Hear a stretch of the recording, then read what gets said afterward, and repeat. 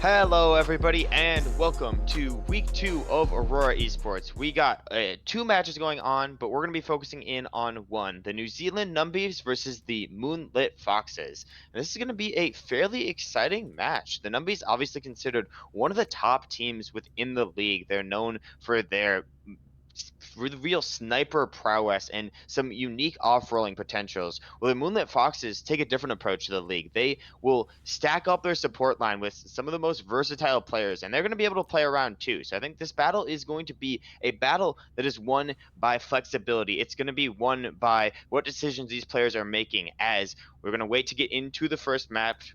I'm a caster, War. I'm maybe going to be joined by Corey, but for now, I'm going to be joined by Pirate Walnut on the desk. Yeah, Pirate, how you doing? I'm doing good. I'm mainly doing prod, but we are just waiting on a couple people, just waiting for the lobby to get set up. But I'm very excited for, especially seeing how diverse the support line is. It definitely, it really opens up so many comps that you can run, but also just being good at these sniper picks can be really, really crucial because you can have as much healing in the best supports, but if you're dying instantly to like a Widowmaker or a Hanzo, it's what can you really do?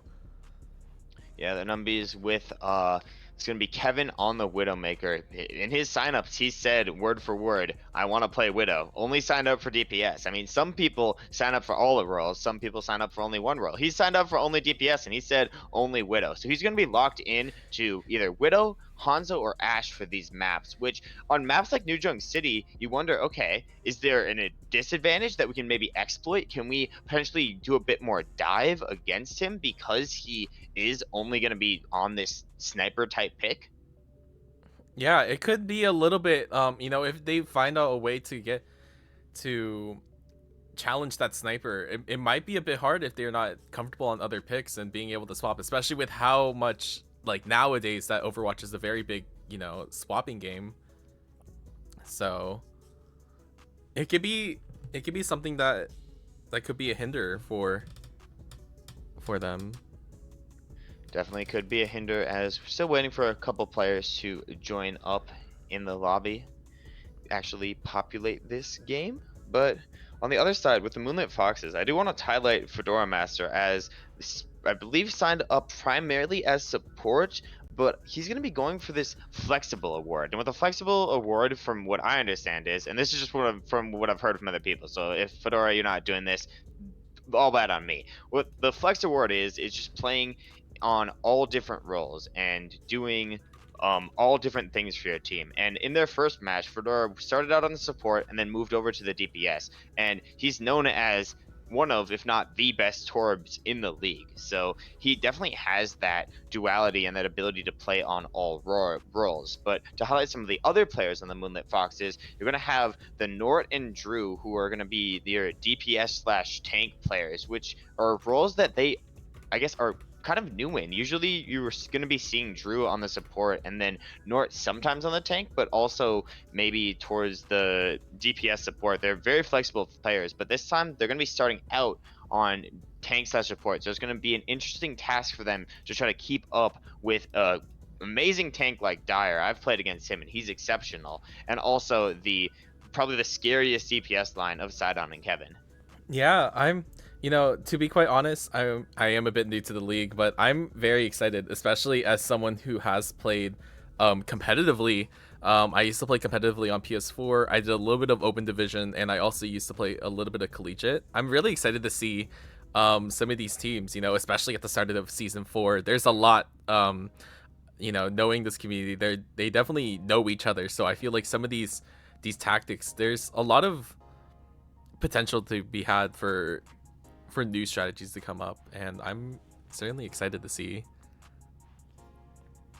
Yeah, definitely a very exciting thing to see, and also very excited, as you said. Overall, you talked a lot about like that counter swap mentality, where if you see somebody running a certain character, you want to just switch to another character because it's more favorable. But on top of that, you got to worry about alt charge, so sometimes it's not beneficial to counter swap if you've stuck to this composition for 3-4 fights. You might want to wait till those alt cycle through, then make small micro changes. So it's all about what the teams favor. And I know, at least on the side of the Numbys, they'll usually lock into one composition which is typically the Lifeweaver Mercy backline, and then Oh, that's whatever interesting. no, it's really interesting. That's a double So main support. That's not really normal coming in.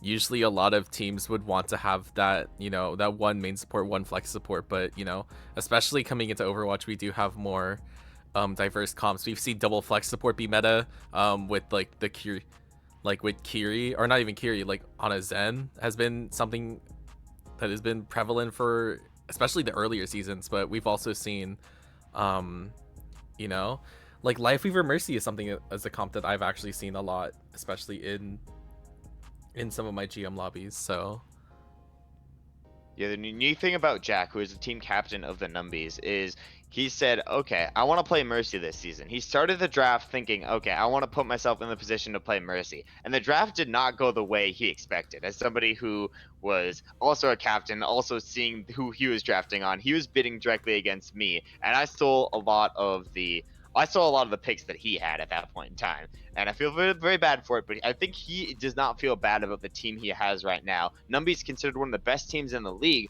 but one of his late picks, actually his last pick, I believe, was going to be Raspberry on the support, and then move Dyer, who signed up as support, onto tank, and Dyer's just been popping off. His last match, he was match MVP. He was playing the Sigma and Doomfist at such a high level and really does a good job of enabling Sidon and Kevin on these maps to sort of open up with an early pick.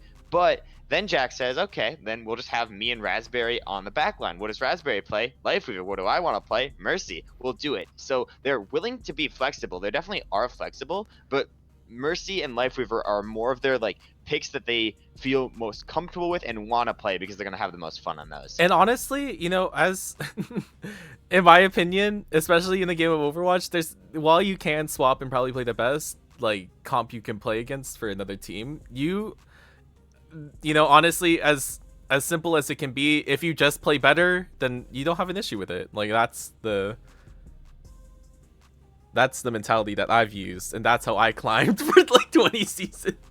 That's what I, and and once again, like having fun is also very important, because if you're not having fun, then like go crochet or go do something else, Yeah, go. I like that. Just go do something else. Go like take a walk. Crochet, Go take a underwater basket weaving. Whatever. underwater is, basket weaving. That, I've never heard of that. Have you done that? You've never heard of underwater basket? Dude, no, I have not. What? Underwater basket weaving, most slept on activity that you have ever seen in your life. Like only the pros do underwater basket weaving. The reason that actually a bit of lore here. The reason that Jack and HV are here is because they were previous professional underwater basket weavers, and then they actually had a really bad performance in the quarterfinals at the North American Underwater Basket Weaving Championships. So then they're like, okay, we got to take a step back, go to Overwatch. So this is their secondary choice, That's not true, by the way. But no. It's very true. I have never heard anything. I don't know. I think we are ready. All right, we are. And I think we're about to go into our first match on New Junk City. Once they are starting the match, we can. Okay, we are starting. Okay, we're going in. Alrighty, we're going into our first match. Things I'm looking out for in New Junk City. First off, how's this Ninja Drew versus Dyer tank matchup gonna go? I have seen a decent amount of the Dyer tank already, and we know he popped off week 1. I haven't got a chance to watch the Moonlight Foxes game, and I don't know how they exactly were playing tanks, what tanks they were most prevalent on. And secondly, I want to see how the Fedora Strudel backline holds up. Strudel, obviously the team captain of this team, and Fedora, obviously one of the most flexible players, but more than willing to get aggressive. I think this is what's so weird about both these teams. Is I'm looking at Fedora on support, and I'm looking at Jack on support, and obviously one's on Lucio, one's on Mercia. They're both the main support players.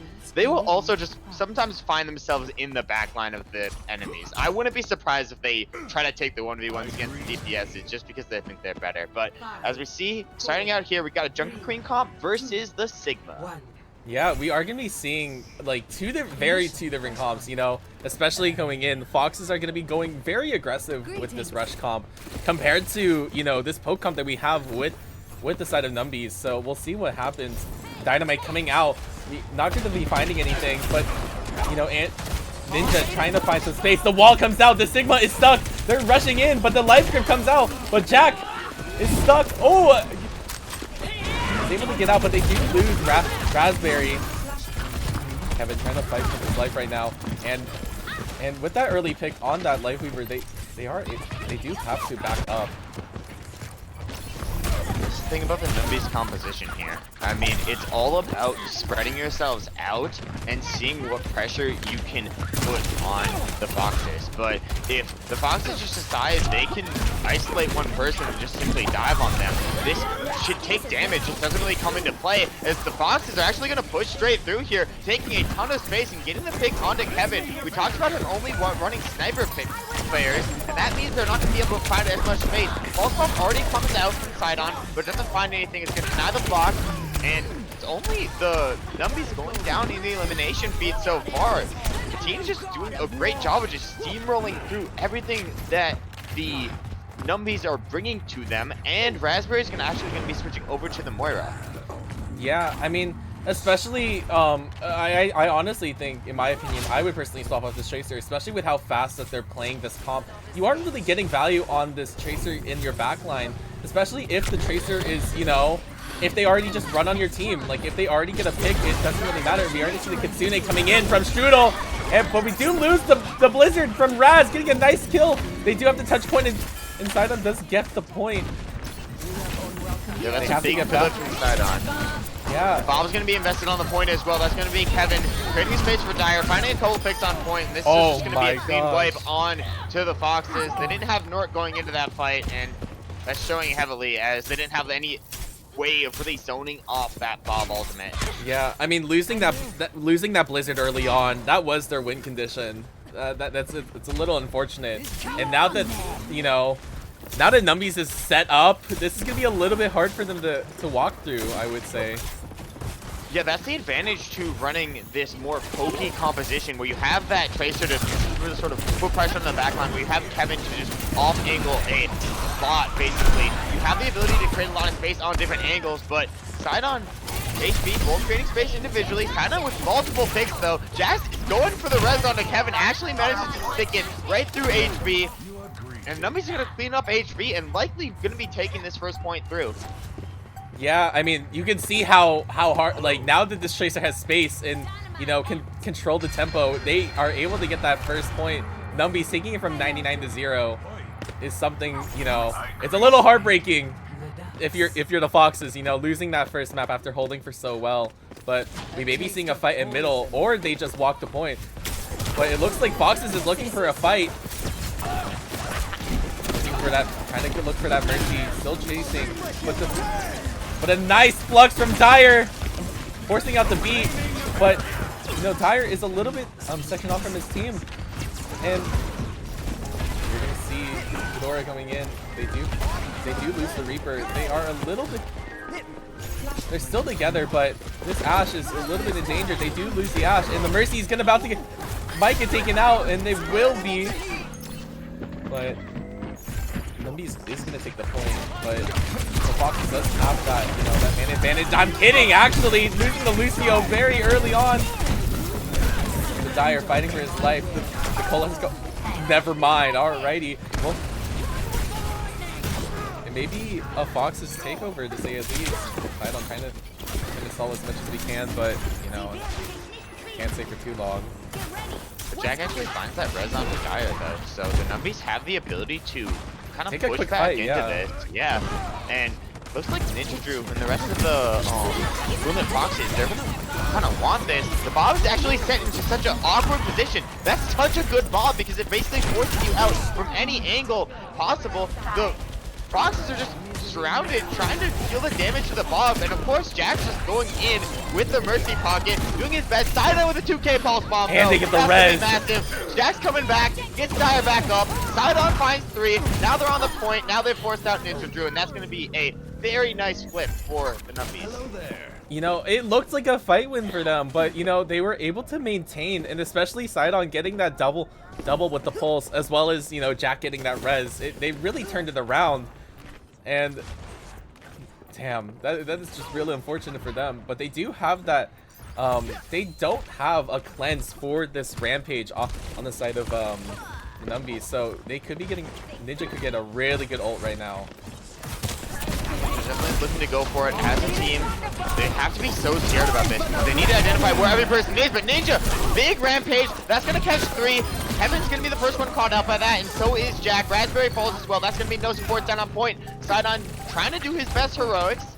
Was the most spent for a player in the drafts, trying to sustain as best he can, but eventually just gonna drop back out. That's gonna be 99% for the Numbys though. They're coming up on some big ultimates. It's gonna be Sidon back with the pulse bomb and Dire with Flux. These are 2 of your star players that you need to perform here. You know, they don't, and especially Numbys does have a little bit of an ult advantage coming in. Oh, does this Reaper get seen? They might be getting an ult into this. Tracer getting into the point, and we do see the Sigma walking on. We gotta find something with this Death Blossom. Oh my gosh, doesn't find it. Oh, does get the Moira though, and the beat comes out, but this Flux does get one. Now. Sidon falls as well. Kevin's just the last one left standing. The Foxes are definitely gonna be able to take away. Bob goes to wait. What? Kevin? Maybe a little bit of a heroic Bob, a little bit too late though. It could have maybe worked if they got the Bob there, but a little bit risky to say at least. And we're seeing a Doomfist, as well as no more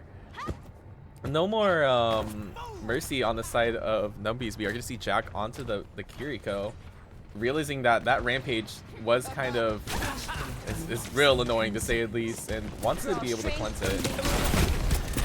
I like this. I realized that retroactively that Kevin's utilization of Bob there was probably just to switch off onto the more favorable comp. Now they're looking to run more of a dive, and they've been very proficient at doing this thus far, but Dire and Raz both shut down on points. It's gonna cause the Numbys to really think back, take their time, and just try to get out. Now Jack gonna potentially be staggered out by HB. You hate to see that, and Moonlight Foxes are gonna be taking control and also the lead overall. Yeah, I mean, you know, we're kind of seeing how good this rush comp is. I mean, if you aren't getting these kills quicker than them, like, what's stopping them from kitsuning to speeding in? I mean, it's real scary to say at least going into this comp. And especially with the Mei to help find certain picks. We are going to see a punch coming from Dire, but the Blizzard does come out. I don't think it finds anything though. Jack does find a kill, but is stuck, and Sidon is in the back line, capping the point actually. Does flip the point, and you know, this is not a good situation for Foxes, especially like fighting on a, you know, they don't have the points, so they're actively losing percentage right now. They do manage to find a pick onto Jack, but Sidon's just going to be able to recollect that a lot faster than the Foxes are able to reset. The staggers are going to be more harmful to the Foxes in the long run, and North's actually going to make the switch over onto the Genji instead. I find that interesting because I don't know who Genji tries to target here. I guess it would be Hanzo. That's the only person I really could see, but to be honest, I feel like Sidon is a bit more of an issue in my opinion. And speaking of that, Sidon is looking for that pulse bomb, trying to look for an opportunity. He does get the stick! He does get this kill on the Genji! Raspberry going in with his coalescence, trying to find something. The shout does come out. Unfortunately not finding any kills, and Raz, while going aggressive, does lose 2 of their members. Trying to get that Kiriko though. Yes, Ninja going in, but Jack does pull out the Kitsune, trying to stabilize. They're about to flip the point, but they could potentially win this point. The Dragons are going to be coming back straight onto point here. Let's see who they disrupt, if anybody. They're actually going to go a bit low underneath the point. Now it's just going to be a full-out brawl on the point, but North back with a double dash. That's going to go straight through both the supports of the Numbys and give the Moonlight Foxes another opportunity to strike here. Dire finds one on the way out. You just can't let him find 2. Fedora Master getting a tiny bit overzealous, but the supports of the Numbys Oh, they lose the recollect, and they Hanzo. find the pick onto Kevin as well. That's really big for them, especially being down to DPS. That's gonna be You know, even if they can touch, like, that Hunt is going to take a while to get in, and I don't even think they're going to be able to touch, actually. We're going to have Sidon for that touch. Sidon pushing back to the point, and now it's going to be a game of, can you get the Hanzo back in time? Can you basically sustain for this entire time? The Moonlight Foxes are going to run back onto point, but Numbys are totally fine brawling here as well. HB with the solo blossom on the Jack. That one's going to be horrible, but Kevin finds the head there. HB with the comment of worth in the chat, but is it actually going to be worth, as it's just going to be Fedora gets shut down on the point.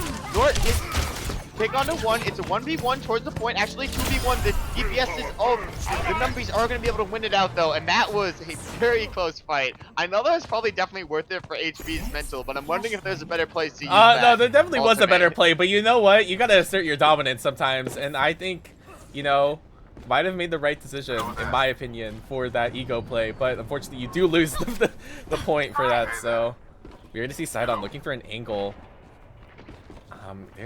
They're really trying to find something early here.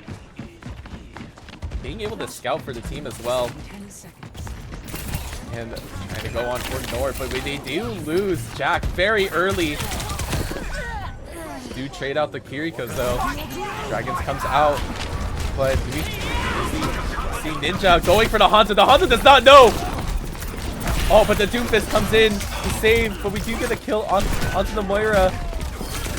You know, especially coming into these fights have been so scrappy, to say at least. Oh, Dire trying to fight it out. Oh, it does get the Kiriko. North's in trouble. Oh! And Dire finally cleans it up there. Both these comps very, very unconventional to what you'd expect. I mean, you have this like brawl with the Genji Reaper. It's sort of awkward with brawl rush hybrid, and then you have this dive with Sidon and Dire. But other than the Jack on the Kiriko, Kevin's sort of just left for his lonesome there, and Ninja Drew's entire job is to going to be to just run towards that the entire time. It's very awkward on both sides. Why are you seeing these more scrappy fights? And Util already being used here. Sidon going in. I think they're looking for this blade. The blade does come out. Oh, it's a blade moment. Both ult and... Oh, no. They're just going to suffocate that blade completely. And oh my gosh, a huge punch by Dire. That's going to make it so only he gets antied by the ultimate there. And now he's just going to be really just pressuring out this backline. Moonlight Fox is going to start splitting up around the point, and everybody's just fighting their own 1v1 fight. They do lose the Kiriko. That's huge. Onto the Kiri. It's still the Numbys gaining the point. Finding Sidon's going to be massive here, but it's still scrappy overall. It's a game of what ultimates you want to use, and Dire still has that Meteor Strike. He can come out whenever. Looking for Fedora Master, doesn't find anybody though.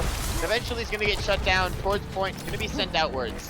Yeah, unfortunately, even though they lost the Kiriko, they were able to sustain, especially, you know, this comp is very sustainable, and they were just able to get into, they were not able to, Kevin was not able to get enough damage into this comp, and, you know, it kind of shows that they were just able to power through, really. We are going to see Sidon looking for another angle. He's going to get checked by Strudel. The Dragons does come out, does cut off a little bit of the bridge. Does get the Genji, but the Reaper ult coming in gets canceled. Oh, Kevin's in trouble. Up towards this high ground, putting down the pressure on towards the point. Dire's going to be on the back line, jumping down two, and Raspberry's right there to clean up. Nort with a panic swap onto the Tracer, looking to touch back on towards the point. Fedora does find the pick onto Sidon. However, they're just cleaning up the point. It's just going to be Fedora and Oh, and then Ajax too. So unfortunate here, and I don't think they're gonna have the touch on the side of the Moonlit Foxes. No, that's gonna be the Numbys pinning it up there, 3-1 on New Junk City, and I think that's about what we expected from both teams. But definitely a very interesting how the Moonlit Foxes are able to keep up with the Numbys. Yeah, I mean, I guess, like, you know, really, to be quite honest, like, Sidon just getting into that backline, and it's kind of, especially when you're running this type of Junker Queen rush, you really, like, I know it's very cliche and be like, oh, you got to go fast, but you genuinely have to go so fast with that comp, and not being able to find that opportunity is, you know, you saw how Sidon was just able to get into the backline, just farm for kills. And same with Dire. Dire just jumping in, and you know, at the end of the day, like that Kiriko has to use TP, you know, at some point, and you're not gonna be able to, you know, you can't really find anything else really. And if that Doomfist is able to jump on you, or that Tracer's just be able to find you and you can't fight it out, then you're dead, really. Yeah, the Foxes had a lot of opportunities to sustain there, but it was very hard for them to actually find their tempo and engage on the people they wanted to engage towards. Obviously, there were some early picks on their side that resulted in their match wins, but that's more towards solo heroics rather than the team composition running over an individual on the Numbys, which I feel like is what it should be in this case. So I mean, we'll have to honestly, see. the hot take, I mean, you can play for the solo plays, but if you're not winning the map, then, you know, what is it for, really? Yeah, what is it for, really? Another thing that I was starting to notice there is a lot of these players are really just looking for the hero plays, like just to kill a support. But I feel like on these teams, it's difficult to do that because I feel like a lot of the SR on both teams are in the support. You can't just like run over Fedora Messi. You can't just like run over Jack, but you can't run over Strudel either. So it's hard for the, I guess, DPSs to make those like instant changes. And we do see the map selection come out from the Foxes. They're going to switch it over to Numbani for our hybrid map, and multiple switches coming out from both teams. Transflag's going to be going in onto that DPS. Nort's going to be swapping over onto the tank, and Sent's going to be replacing Kevin. So instead of the sniper character, we're going to have the Pharah player. Yeah, I mean, you know, especially, you know, Numbani is so good for, you know, those high ground. You know, Numbani is Numbani walked so Pariso could fly. So in my opinion, so it really Never is. heard that one. You know, you heard it here today. I honestly, hot take, I think that these two maps are the same map. I don't care what anyone said. I'm not gonna lie, I've never heard that one. I can see it. The But high what? ground, you know, you gotta. Okay, fair. But fair. you know, you know, but I think like, I think just you know, especially with, honestly, Numbani is an interesting pick to say at least. Because especially with Numbys wanting to play a more poke style comp, like Numbani is that type of comp. You know what I mean? Even with a dive and all that stuff, like it might be a little bit of a struggle to say at least. We'll see. But Yeah, we'll have to see. Obviously, moving Nort over onto the tank. I mean, Nort has a wide tank hero pool, and he is very experienced as a tank in Aurora. But it's a question of, is he used to going up with against somebody like Dire, who's just been so proficient on his classic Sigma Doomfist? And it seems like it's just those two characters. I know he is definitely proficient on all levels. As we're getting ready to go into the match here, we'll have to wait and see exactly what they're going for. yeah, and we are gonna be starting out with Numbys on the defense, coming in, and you know, and especially with these type of you know, I mean, you got two great choices to say at least. Doomfist is really good, especially, you know, if you really wanted to play here, you get everyone onto the high ground and all that stuff. Like, you get the enemy on the high ground, you just punch right in, or you just lock them in that, you know, that tight corridor, or you just play Sigma and just play poke. And I think they are going to be going onto that poke scenario. You know, we are going to be seeing you know, that Mercy pocket onto the Pharah, as well as an Ashe, which is definitely an interesting choice. Hello there. You know, especially since a lot of that resource from Jack will be on Centurion. But we are going to be seeing an Echo coming in, maybe to help alleviate it. But with the Pharah and also an Ashe, it may be a little bit hard for them to go. But we are going to see Jack. Jack needs to run. I mean, yeah, they. Yeah. Ooh, we might be seeing a Sombra actually. Yeah, and we know that Sombra is going to be good into a pharmacy. It's probably one of the most proficient, especially with the new patches. Oh, with the burn, going to be was a little killing that unfortunate. pharmacy. Yeah, and obviously Sidon on that high ground. I mean, you got him on his main character now. Jack's going to be splitting the pocket about evenly between Sidon and Centurion, whoever's going to need it more. Meanwhile, you had HP with the Echo, and you got Transflex on the Sombra. That's going to just be looking for hacks. It's going to be looking to put pressure however they can.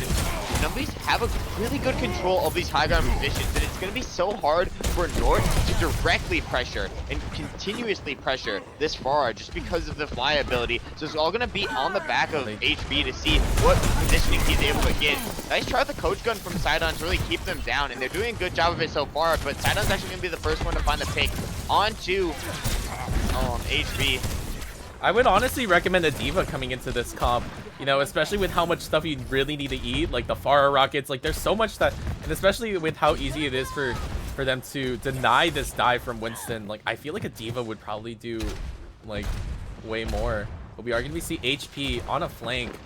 Does not get seen. I think they're about to dive in. They do get the, and they do get the Ana. And it's like, yeah.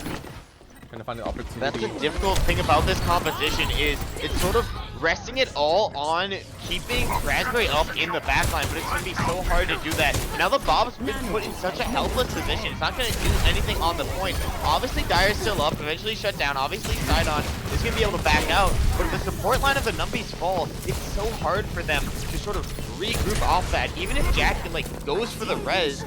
Oh, Jack! Oh, Jack gets moved! I didn't catch it, but I saw it in the peripheral. Oh my gosh. You know, and that's kind of the problem with running, you know, as a Mercy main here, I can give a little bit. You know, running these, like, these DPS that need these, like, pockets and stuff. Running both of them can be good, so you just have a lot of options for Mercy, but, you know, both of them still need those resources, and it can be a little bit hard to sustain both of them, especially, you know, you would be focusing more on the Pharah in this situation, and because of it, Ashe just becomes a really easy dive target. Sorry, just get hacked though. You got Raz, who, in my opinion, is the biggest dive target that you're looking at here. If you're looking at just in terms of overall XR, it's going to be very easy to just focus on the Raz compared to Sidon, in my opinion, one of the #1 players in the league. So you're going to see Nort using a lot of his resources, just trying to jump on Raz, trying to zone off those heals, because Jack is very good but can't do everything. It's all on Raz to really stay up, fend for himself here. As Dyer now looking to dive back in, obviously made the swap over onto the D.Va. Trying to do his best with that, but Fedora is probably the best main support that you could have in the league to really deny this presence of Dyer, and on the Brig is doing such a great job of keeping it off the backline. Yeah. Sidon, another pick onto HB is going to slow down the progress of the Foxes. Yeah, I mean, oh, Jack going a little aggressive. Oh, but the Pharah goes out, and with the DM does keep Jack alive. And I think Jack does get the— oh! Yep. Oh, and the hack too. Well, oh, but I don't think Jack gets punished for it though. Oh my gosh. Jack will send it at anything. He doesn't care. If he sees like a res that he thinks there's like a 10% you know, chance of getting, Giga Chad. He's going for it. Giga Chad Mercy. And like the Foxes know this, so they'll give like they're like do everything to kill Jack. But he's so hard to kill. That's the tough thing. Yeah, I mean, you also have a whole D.Va. It's you know, you have a lot of reasons to help you, but they are gonna have a really long spawn. We are gonna see Centurion onto the soldier, and the D.Va bomb does come out, does not find anything, but they are gonna be taking high ground. North on Sidon. Sidon is a little bit of danger, but the D.Va comes in, but the Nano comes back. Foul coming out from Jack, trying to find some opportunities here, but yeah, Jack's just going on the back line. He wants to fight. That's all he wants. North unable to pop the primal, and they're kind of stuck, you know. I mean, especially now, like, you really have to control that high ground, or else, you know, Centurion and Sidon are just gonna shoot, you know, endlessly. But they do have an opportunity if they're able to re-engage. They do not have, you know, they do not have mech right now. They really have to take it right now, and they do get a nice EMP. They do get one, and I think, you know, chance like with the EMP really opening up a lot for them. They're able to push. Yeah, a couple swaps there. Nort over onto the D.Va and Centurion switching it off on to the Soldier instead, probably to be on the better end against HB in these 1v1 engagements. And actually, Sidon's going to be making a swap over. I've actually never seen the Sidon Sombra so far, but I'm assuming it's going to be very proficient at really diving onto this backline and even pressuring out the enemy Sombra as well. Duplicates coming in, HB doing his best to put down pressure on the point, and Transflex doing an amazing job of cleaning up as well. So the Moonlight Foxes are going to get the second part of Numbani and have a decent time bank for the third as well. This could be a full cap situation here. Yeah, I mean, they are really, you know, they're kind of wondering what comp they want to run. I mean, we've been seeing a lot of swaps. We're going to see Sidon onto the Echo instead of the Sombra. We are going to see Jack onto the Lifeweaver. And, you know, just trying to put in damage, but, you know, they really have to be careful of that Sombra. That Sombra could really mess you up. It's like already in, gets the hack on Dire. Not really finding anything, but does know that Dire does have Diva Bomb. Speaking of, they will be coming out, and it does get blocked though.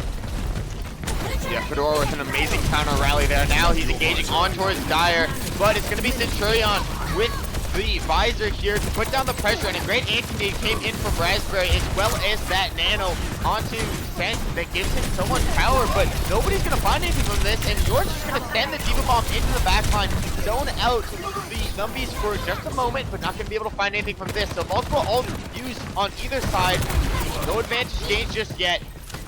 They don't have ults. Actually, wait, they have Sidon. Sidon's about to duplicate. Baby.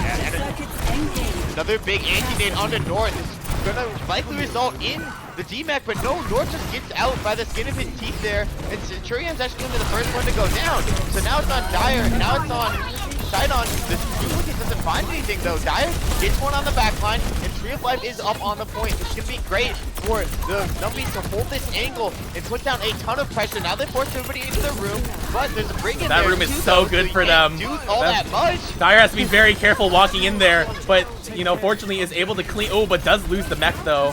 Not a great thing. But I think the babies are fighting. It is just like daycare. It is. Oh, I think they're about to stagger. Oh, that's actually so smart because they can stagger out Nort. Dire jumps off. They get the more favorable stagger onto Nort. So Dire's going to come back first, and he has Bomb back. But on the side of the Moonlight Foxes, they have so many ults on Foxes. Foxes have so many ults. They're not going to have Nort. They're not going to have Nort on Zarya coming back. It's such a slow respawn. Nort on Zarya. All they need to do is go in. Like, all the Numbys need to do is push in. They gotta look for it. They gotta get those ults out though as well. You know, especially with how many they have. Unfortunately, not finding that. They are gonna rally. They do have to rally. The nano boost comes out. The EMP also does come out, but none of the ults really finding any value, to be quite honest. You know, and they're able to still. Oh, actually, wait. You know, unfortunately, maybe the Zarya pick is going in. They are gonna be seeing a duplicate onto the rally. Maybe. Oh my God! I'm gonna go in. I'm trying to get a kill, but unfortunately, they kind of fall apart, really, which is real unfortunate. It's gonna be a game of touches now. I mean, it's gonna take some insane heroics. Strudel's gonna shut down the visor there. The rest of the Numbys are going to fall apart. So that's going to be a full cap, but it's with no time bank for the Moonlit Foxes. So now the Numbys have to push it all the way, but we've definitely seen Numbys very proficient on these hybrid maps, and I'd expect more of a switch over onto a dive-based composition for Dire, Sidon, and the rest of the Numbys. You know, one thing that we've been seeing is like, especially coming in, they have had so much good peel, especially using that mini health pack room. Like, yeah, they even lost, like, they were able to keep that fight going for so long. And even if they lost that first fight right before, you know, they had the touch, them getting Dire out of mech was huge, because Dire had to, like, you know, Dire jumped off the map to try to get mech back, but they were able to come back. They got their ults back, and they were just able to lay it on, really. Just seeing like the rotation coming in is really, really good to say, at least. I feel like the Foxes are very well prepared for this matchup here. They definitely know what they should be doing. It's just all a question of execution. This is their map pick, so we expect them to have some good plans on this, and they definitely have a lot of practice. They have been getting in their scrim bucks the best they can, so obviously a bit of a awkward composition now that you have this Sombra to sort of put pressure when you're on the defensive side of things, but you still have these hack targets. You have potentially Centurion or Raspberry or even Jack, who are amazing hack targets that you can put pressure on, and Dyer's going to have an extremely tall task ahead of him going into the D.Va as a monkey. Oh, a nice hack on Dyer, almost losing their life, you know, and especially like as long as, you know, as long as Chance like is able to be there at the right moment at the right time, you know, they'll be able to get their value. But if the dive comp from Numbys goes a bit too quick for them, oh, but Centurion gets taken out by Trans, like they're gonna be able to, you know, they may be able to just play faster than the Sombra can get in position to, you know, hack and do Sombra things, everything that we hate about Sombra, you know. We're gonna be waiting on the reset for the Genji and Centurion, but see Sidon doing an amazing job of building up this duplicate here. So that's gonna be the first ultimate online, and that's gonna be way ahead of any other ultimates. Centurion, yeah, and he also clears his high ground too. Just puts a lot of pressure onto the DPS, and forcing them to use a lot of utility. Shield Bash and Nade gonna be both forced out, which allows Dyer to really go into this fight without much contestation, and now they've completely zoned the Foxes off the point. Centurion uses deflex, and finally an ultimate comes in. Strudel with the nano onto North, getting the point the best they can. Dyer gets burned down there, but Fedora falls on the point, and Jack's gonna be here with the res. Is the bomb gonna find him though? No, everybody on this side jumps out top of with the double on the rematch. There's no way there. He's gonna be able to find this one.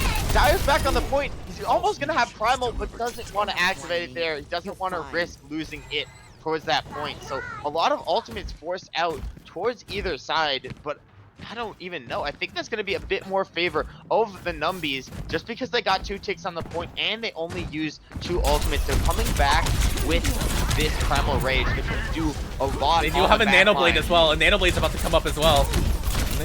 They do have that blade right now, and Raz very close to the Nano. Raz is in a very interesting spot, trying to look for an anti-nade.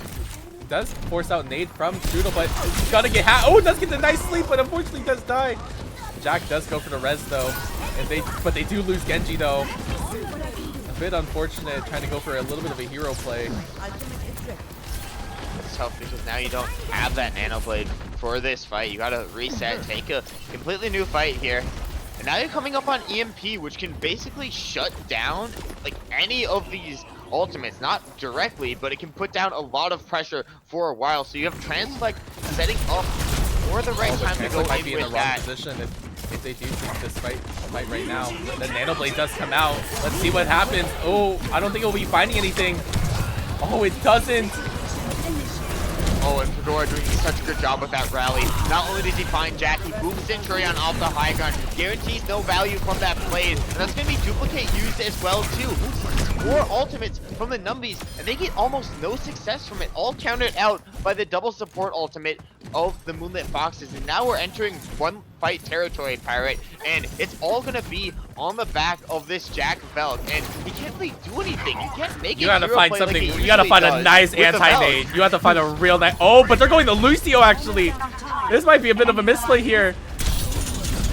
You know, especially. They don't have the healing that they necessarily want / need. Dyer's jumping up towards the high ground, looking to pick out North here. Oh, they get North. Any value. Oh, but North does get the mech out. It does get a kill. Jack trying to go for the res. Does get it, but trying to go for a Katrina.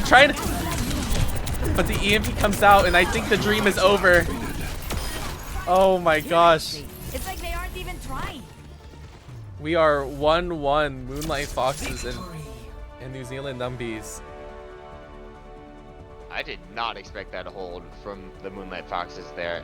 I'm not gonna lie. What a hold. Yeah. Especially I think we get to see this. I swapped off their POV, like, because I was like, oh, they'll just get in the mech, whatever. But you'll see here. Just oh, they both run into it too. Oh, yeah. that's so bad. It's so unfortunate.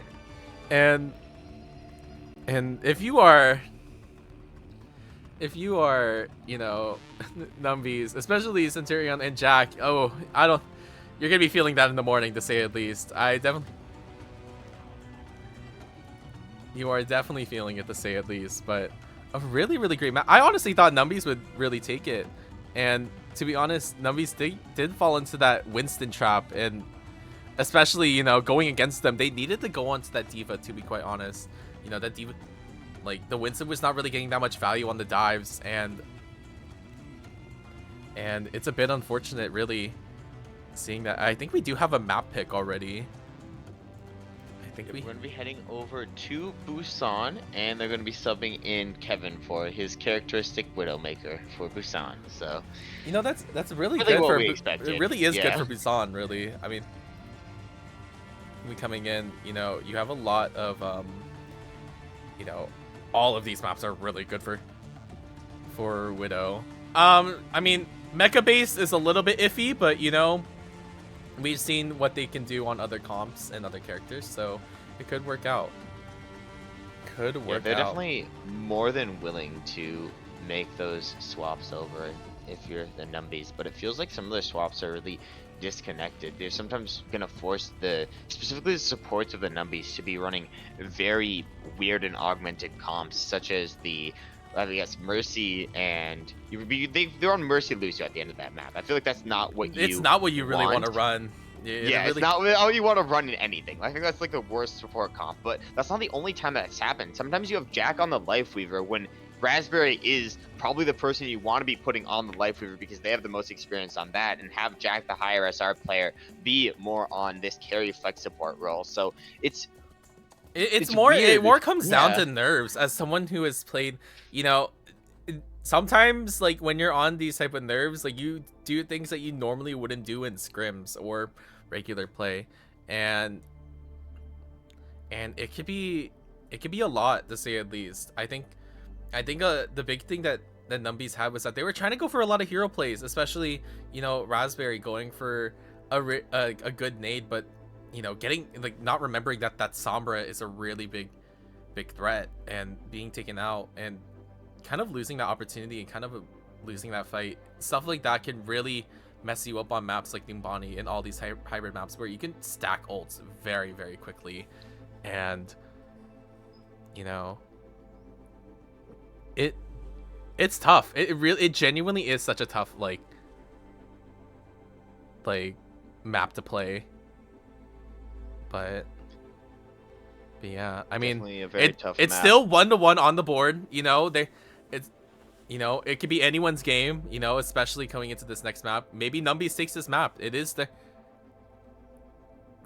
their map, to say at least, because they picked it. Yeah, because they did pick it. It is their map pick, but I think they really need to find some way to just kill. I know it's usually on the other side of things, where it's like you want to kill the supports, because the supports are the easiest people to kill. But for the Foxes, the supports, in my opinion, are the two hardest people to kill. Strudel and Fedora Master, probably some of the most experienced, especially people running that, in all of Aurora on a brig, where you especially just, on a brig. That's like die. that's like the don't die comp. But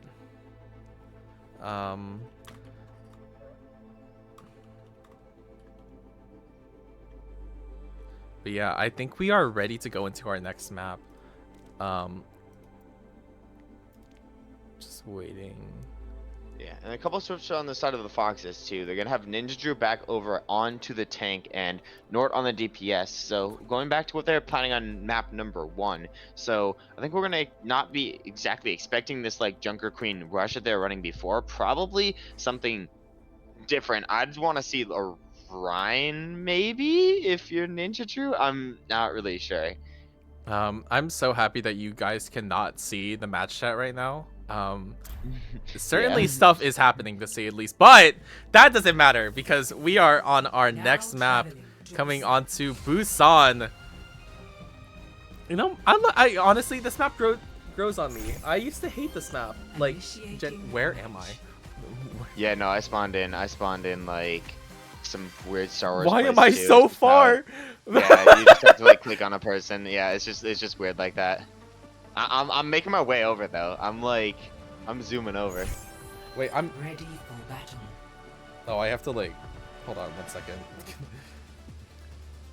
They put me like outside, and I couldn't get out. Yeah. Wait, they're not even on. Wait. I greet thee. Oh, just click go. I'm here. I'm here now. Yeah. But we're gonna be on. I don't know this map name. I think it's I don't either, Sanctuary. man, don't. My Sounds right. sounds right. Sounds Map like, with the drum thing yeah. that I like to camp on. You know, Oh, Elo? as expected, we are gonna be seeing Kevin on that Widow. Let's see if they can get something done. A very interesting pick coming out from Foxes. We are gonna be seeing a hog pick, and you know, we'll see what can happen here. Kevin does find one. Oh, the soldier. Uh-oh. Oh, and they're just gonna send both onto the back line. They're sending Strudel and HB as like this brawl combo or like dive combo duo, but they're moving as sort of this Brig plus soldier. So it's so weird for them because they can easily get zoned out at any point in time. Yeah, North I on mean, the Genji, and this is tough. This is gonna be really tough. it's a for little hard the to Foxes. move with this type, like, you know, Brig in that type of scenario. It's not really that great, especially with how much range there is. You know, we are gonna be seeing a swap onto the Zen. The barrier Zen coming out appears. from Strudel. And, you know, Kevin just finding a really nice pick. Already looking for something. And Hunting. and they're gonna switch over to the Sigma for Ninja Drew as well, so a bit more to really cut off the LOS from at least one of the two very proficient hit scans on the side of the Numbys, but it's gonna put them a bit back on ultimates. I mean, if they don't find progress soon, you're gonna start worrying, are you even gonna get ultimates in time to win the fight? Meanwhile, both the DPSs of the Numbys are gonna be almost on both their ultimates at this point in time. Ninja Drew's trying to fight over this top drum area, doing his best to really take the space as each sort of DPS support duo on the side of the Foxes try to go in, but the Numbers is doing such a good job of just standing in this room. The Foxes have really nothing to force them out of their position, and sites are going to be invested, which is going to prevent a lot of space being taken. Belk also used, which seems a bit preemptive, but it's going to prevent any entry. Died with the overclock as well, so Numbys pulling out all his stops to win out this fight, and maybe it's going to be worth it. If they can get some big staggers here, they're going to be able to prevent a lot of touches. Yeah. I mean, honestly, we haven't really seen Kevin much onto the kill feed, but honestly, like, just having that pressure is so annoying to say at least for the side of Foxes. I mean, what can you really do? Like, you're forced onto the right, and then you have to fight into this very big spam comp. Flux does come out from Dire, does get one. They are gonna try to get onto point, but It's not going to have it. it's not gonna happen. It's not in the stars, to say at least. Yeah. And you gotta think, if next match is downtown, we're gonna see the This exact could be a same real base. big issue, to Literally say the at exact least. same play, yeah. I mean, that's just what they do, though. Luckily, they are on Mecha base. Yeah. They have a chance. We could be seeing this rush comp coming in. You know, this would be the time to run, you know, rush, to be quite honest, if you really wanted to. Hell, I mean, I'm surprised that, you know, we're not even running Lucio. You know, they are really trying to go for this poke style comp. And we'll see what happens. Oh, actually, I think Jack is about to speed boost out first, and then swap the Mercy. Yeah, I don't already seeing think. that. Yeah, Jack is a Lucio hater by name. Honestly, so he will, valid. He will not be. He will not be playing the Lucio at any point in time. And they're what I able to get understand. into that spot first. Sidon is already so aggressive on Strudel, already forcing out the immortality. And Kevin finding that angle as well. You have HP trying to look for a pick here. Oh! Oh no. Yeah, the Numbys just have the better high ground here. They were just Not able gonna to lie, take like, the space that they yeah. wanted, especially, you know, and it kind of goes to show like how important that speed boost at the start from Jack is. So maybe he hates Lucio, but he'll go on it to just give his team the better position. So now you're looking towards North to see what type of pack he's going to come out, because Sidon or Kevin is in a very awkward position. Oh, but He's actually going to get detected on the back line, so now the pressure from Nord's going to be put to this back burner, and Sidon's just finding pick on the front line, so even if Nord gets his hack and virus, he's not going to be able to do anything. As Kevin with a quick little reset, grapple, and headshot onto Nord too. So anything that the Foxes are throwing, they're just able to react. Sidon finally falls though, so that might be the opening that the Foxes need here.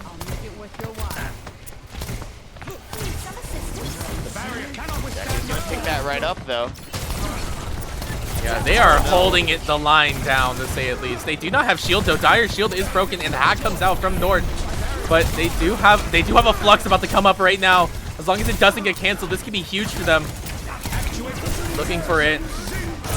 Finding it does get blocked, but the hack comes out from Nord. Oh, but the hack is so good there. Getting one, getting two, getting three. Oh my gosh. 4. And there's no 5K. All right, anyways, pack it up, guys. Pack it up. No 5K. Pack it up.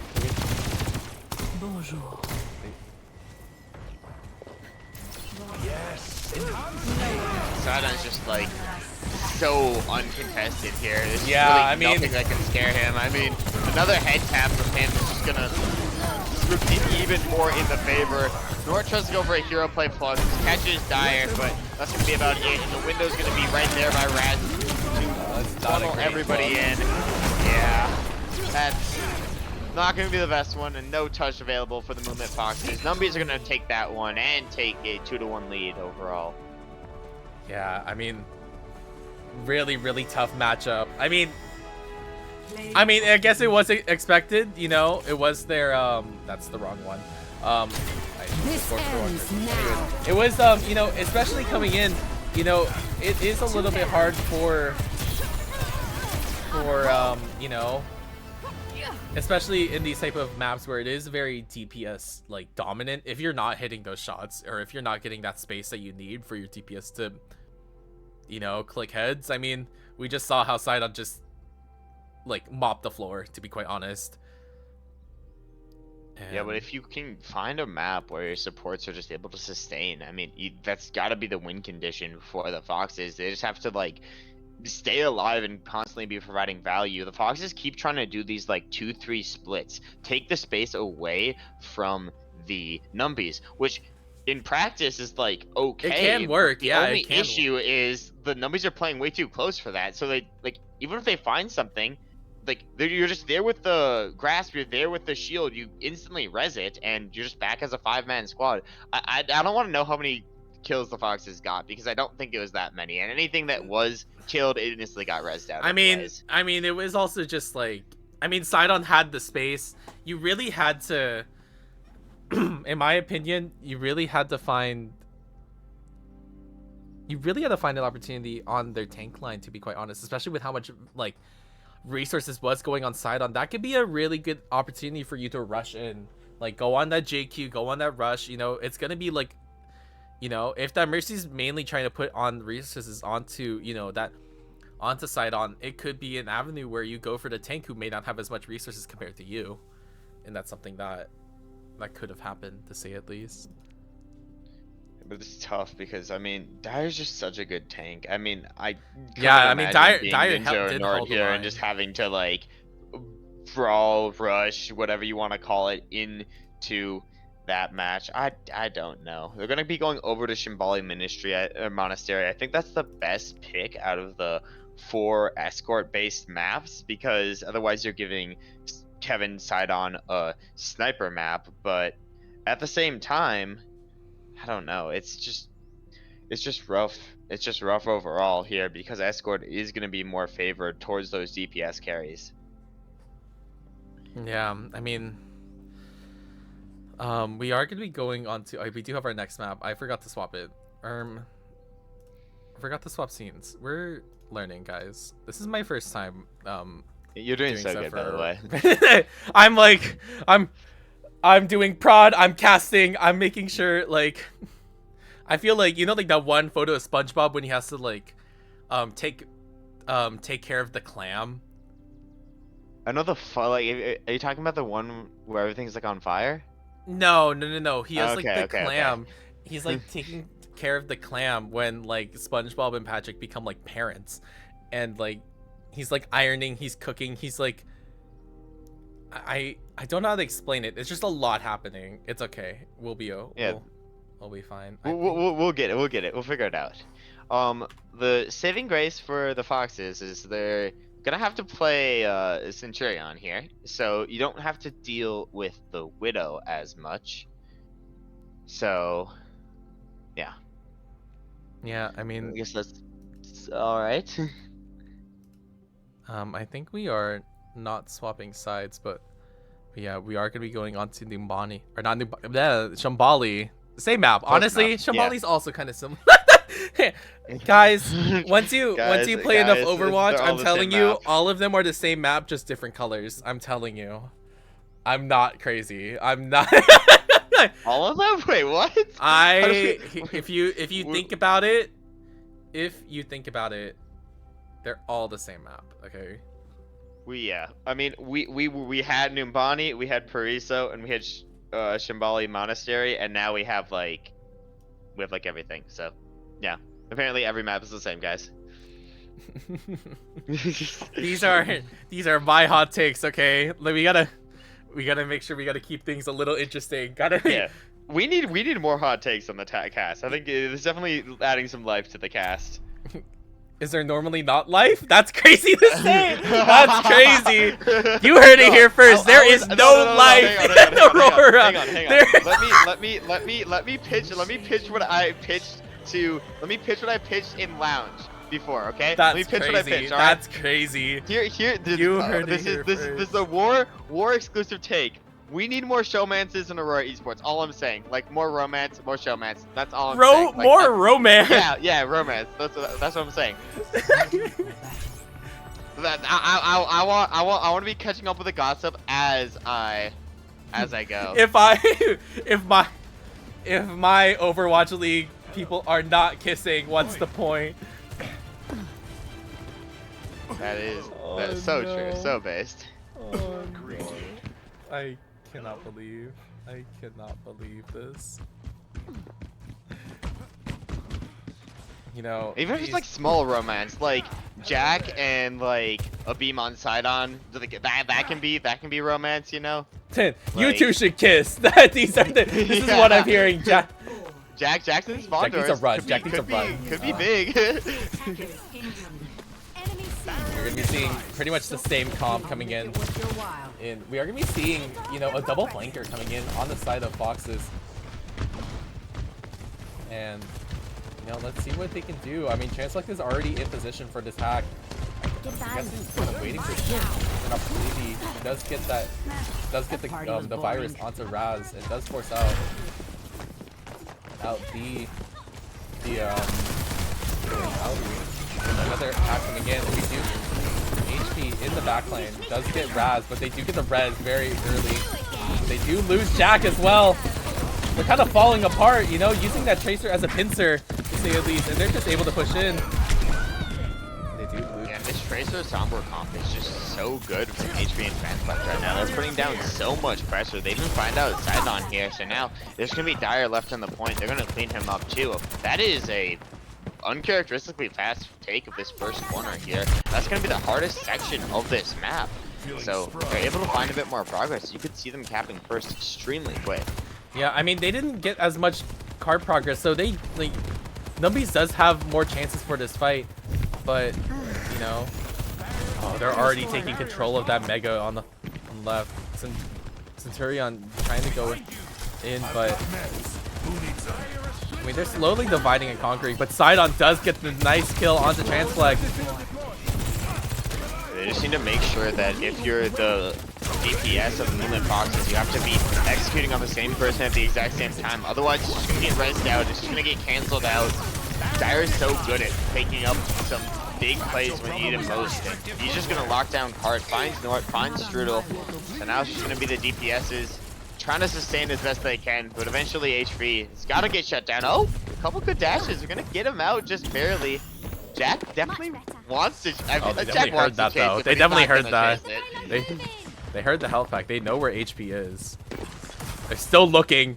Oh my god, this board is hiding him perfectly. Oh, almost gets taken out though. Destroying the barrier. Coming in. I mean, Numbys has so many ults coming in, but also Foxes though. We're probably gonna be seeing that Kitsune being used very, very soon. Oh, it does get a nice kill on Centurion. He's so big there, but Sidon's using that overclock here, pushing just straight down, finding so much pressure, and Jack with a Valkyrie as well. He's going to provide so much healing for the team. It's actually going to be Raspberry who gets shut down there. Sidon still chasing down Transflight, spy checking and poking him out however he can, but doesn't find that pick as Jack does clean up HP.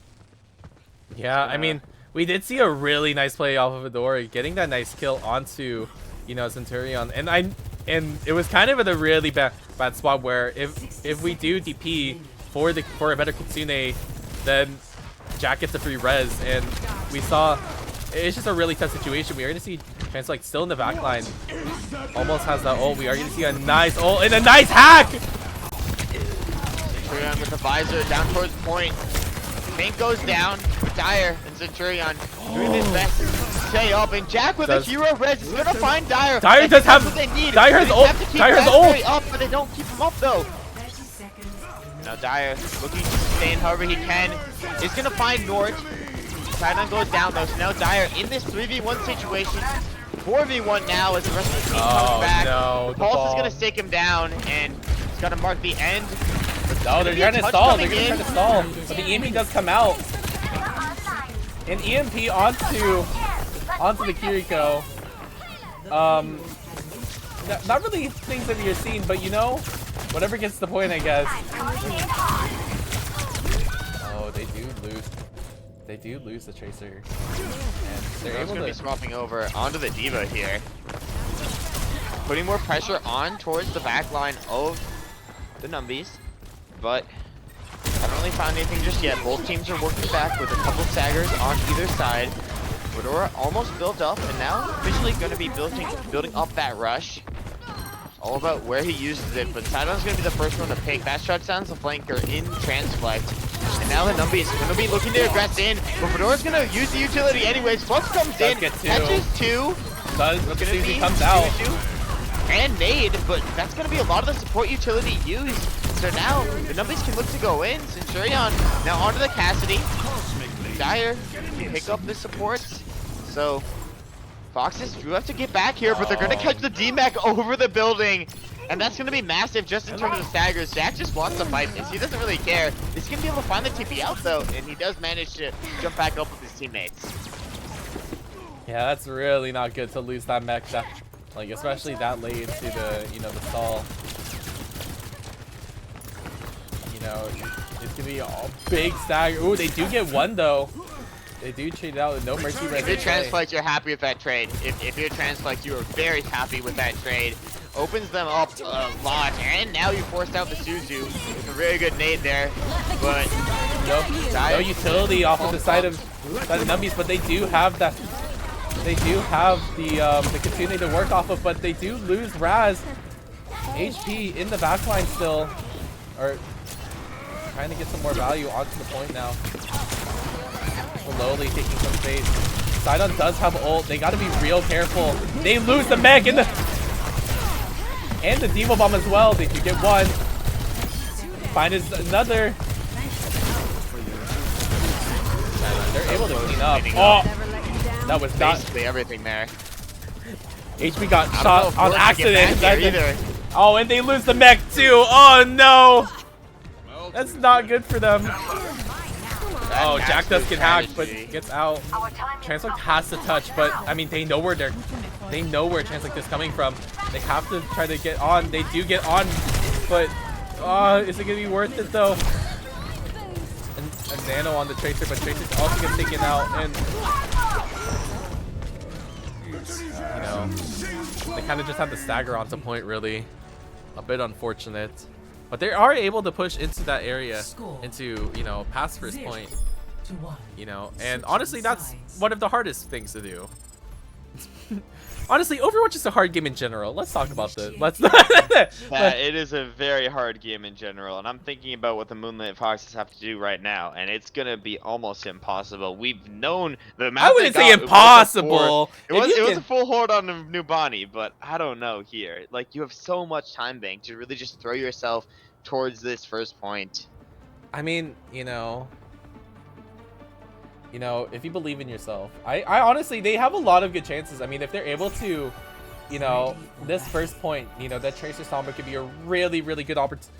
Especially with how many like ways to just flank on, but we are going to be seeing, I think we are going to be seeing Sojourn v Sojourn, actually, as well as we are going to be seeing Bap and Kiriko for both sides. This is just going to be almost a complete mirror on either side. I don't know how I necessarily feel about this for the Foxes, because obviously you have a more defensive sided comp compared to this Tracer and this Sombra that you're running before, but you had a lot of success on the Sombra on the defensive side of things, so I mean, it might be more beneficial to keep Transflag there. I'm not sure. We'll have to see exactly what the Foxes are going to be cooking here. Obviously, dueling shot for shot, blow for blow against Sidon and Centurion is going to be a tough task. Jack! Oh my god, finding a pick already!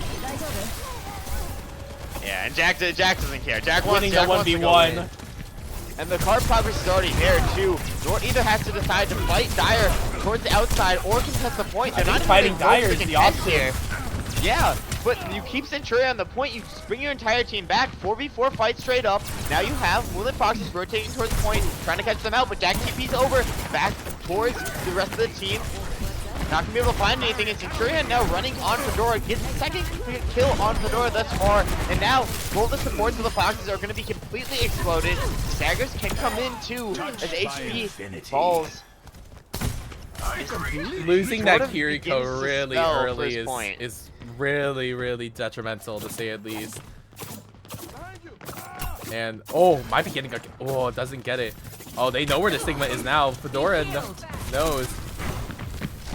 And they're able to, they do get the kill onto Jack, but I mean, they cap the points, so I mean, does it matter, really? Yeah, sort of already won half the battle here. Jack was just a distraction. He was just the bait, and meanwhile, Numbys got what they wanted. They got the point, and they're coming up on multiple arcs. We're looking at this flux from Dire that has almost been built up to sort of clear this high ground position as best they can, because HB and Transflex are going to be so proficient on the high ground, but Jack just wants to go up there and clear the high ground himself. Jack is just taking every possible ego fake. Meanwhile, a huge flux! Dying, but a huge flux. Oh! Only finds Strudel. Now, HB goes down as well. What do... So close. But this almost can't be winnable, but it's gonna put them in a better spot because they have the better spawns here on this second point. George tries to go for the hero. Oh no, Rob can cancel though.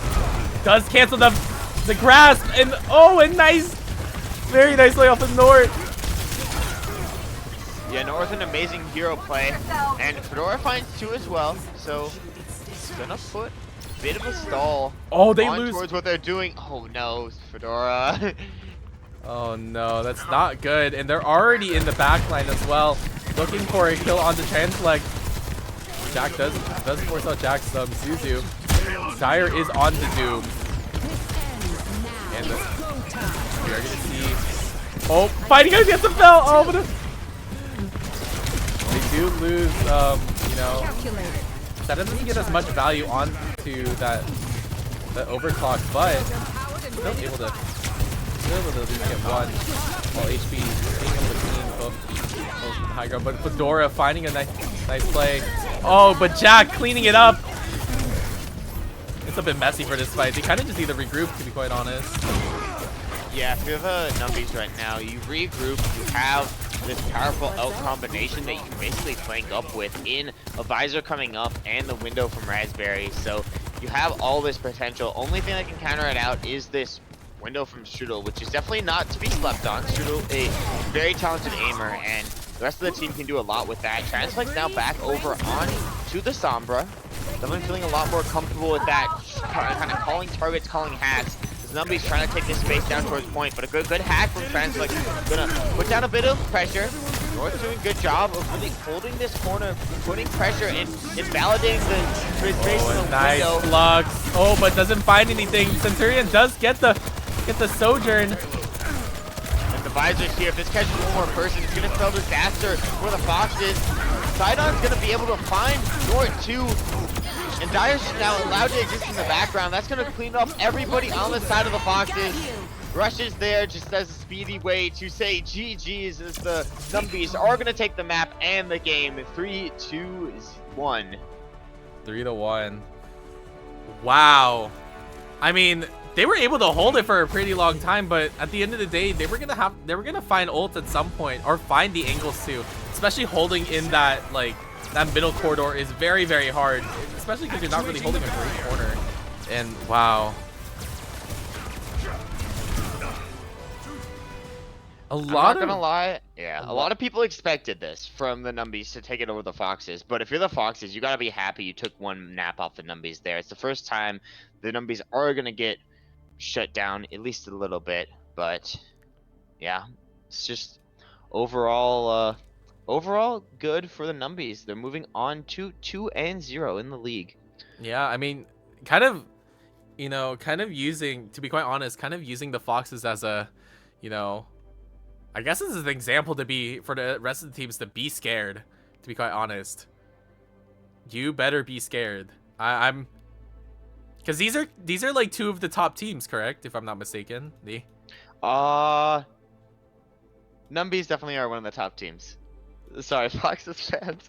I would say the Foxes. That's crazy. I'm sorry. That's crazy. You heard it here. What the fuck? Dude, yeah, I'm not holding back. My bad. Yeah, Numbys. Okay, here's the thing. Numbys are like in a lot of people's opinion the top team in the league. So it's hard to compare the Foxes. The Foxes are definitely good, and it's great that they took a map off of them.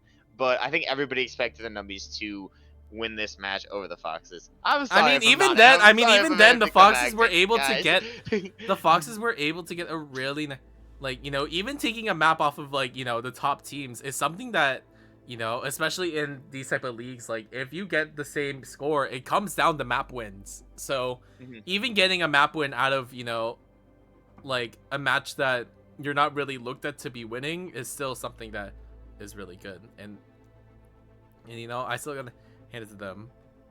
There was a lot of they pulled in a lot of comps, to say at least.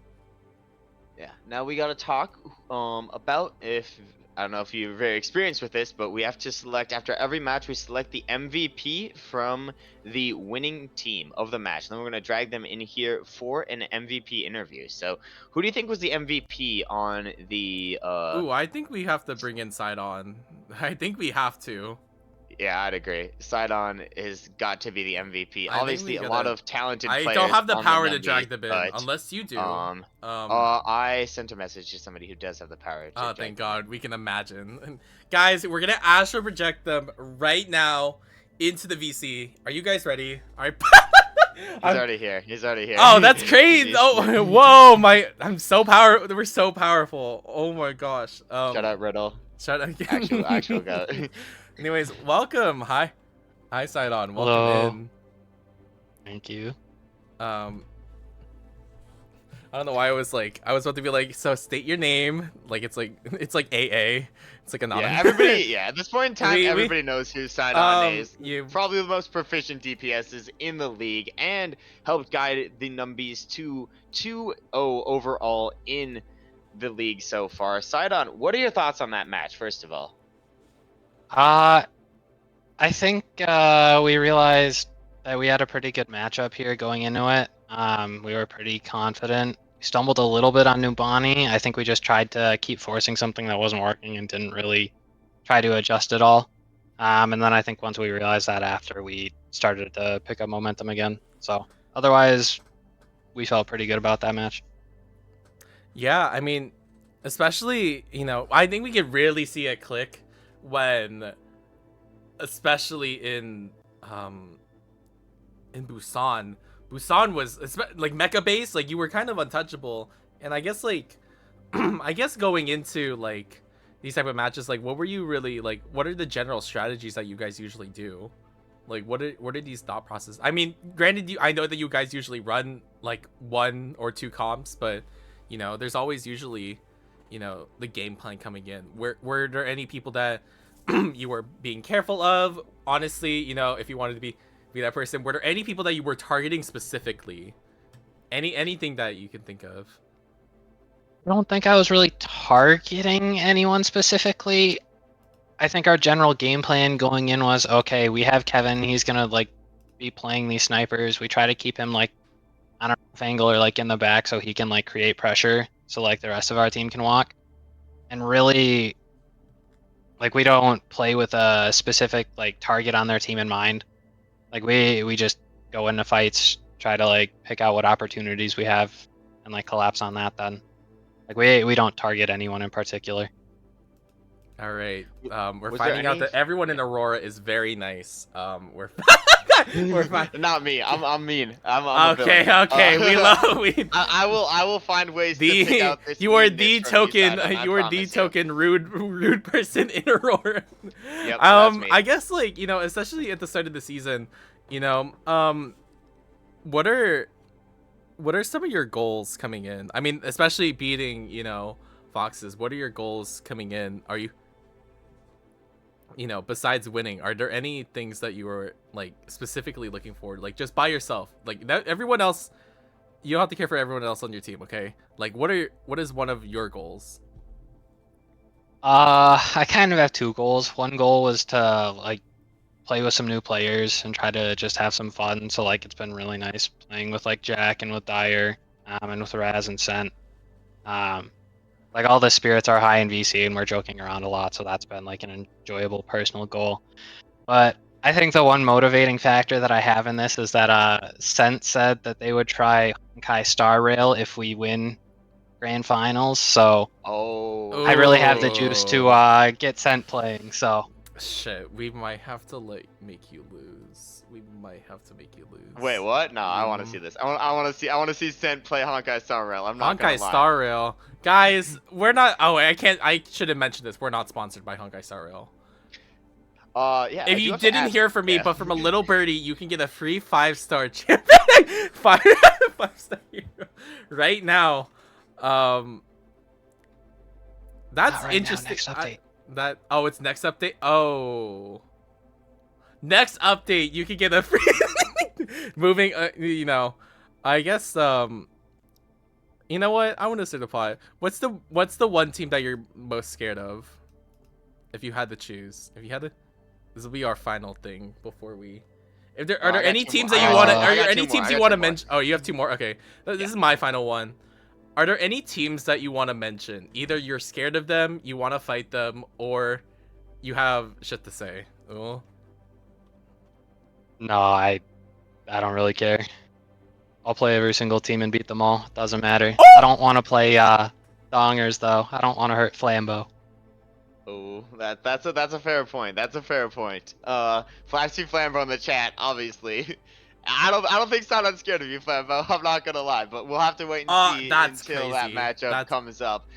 I do have to ask though, Sidon. After last season, which was your initial season in the league, you guys had such a good run and you came up short. Is that sort of motivating you, or is it more just you want to bond with the team and you want to see this team succeed however they succeed?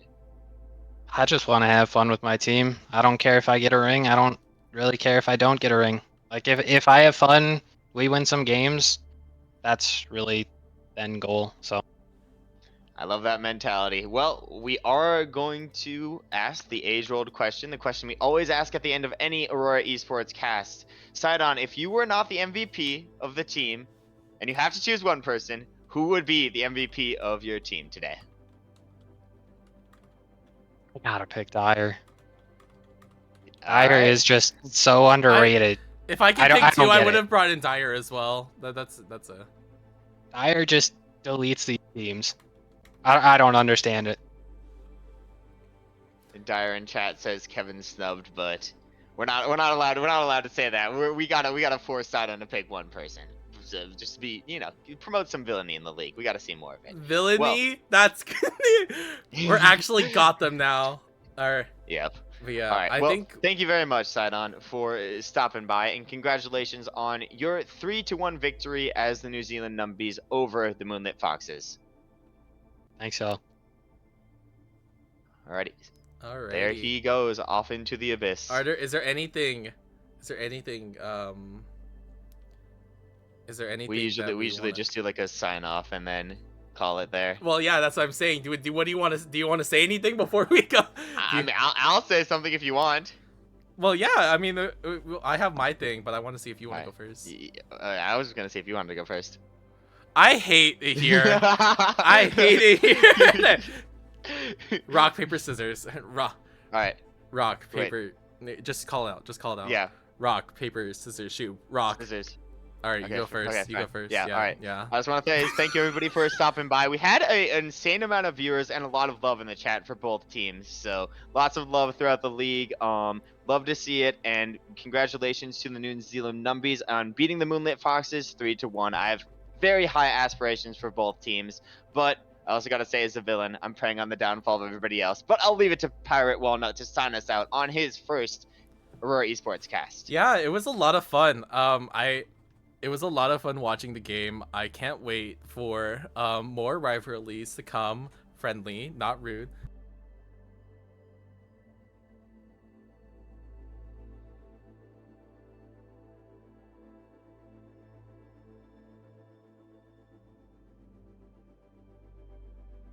Oh my Sorry, god, I GG. might, we might have fallen. My mic might have fallen as I was doing that. I muted my mic right before like my whole mic arm fell. Anyways, I'm really excited to see the what's gonna happen, and let's make some friendly fights, okay?